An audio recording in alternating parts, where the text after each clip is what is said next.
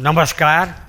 म पूर्वाञ्चल बाल सेवा आश्रमको तर्फबाट यहाँहरू सबैलाई अभिनन्दन गर्दै निमन्त्रणा गर्न चाहन्छु।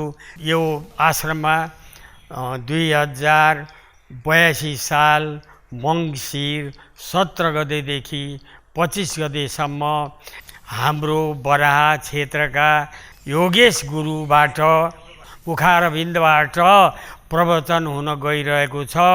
यहाँहरू जो कोहीलाई पनि यो आश्रमको विराटनगरका सम्पूर्ण वासी तथा अन्यत्र सबैलाई म अभिनन्दन गर्न चाहन्छु, निमन्त्रणा गर्न चाहन्छु। त्यो अवसरमा यहाँ आएर यहाँहरूले यो लाभ उठाउनुहोला। यो म यति भन्दै मेरो निमन्त्रणा स्वीकार गर्दिन म पुनः अनुरोध गर्दछु। धन्यवाद। यहाँ सम्पूर्ण विराटनगरवासी लगायत अन्य क्षेत्रका जसले यो चाहिँ सुन्नुहुन्छ, थाहा पाउनुहुन्छ, उहाँहरू सबैलाई आएर उहाँको मुखारविन्दबाट भएको देवी भागवत प्रवचन सुनेर आफूलाई कृतकृत बनाउनु होला भन्दै हजुरहरू सबैलाई निमन्त्रणा गर्दछु।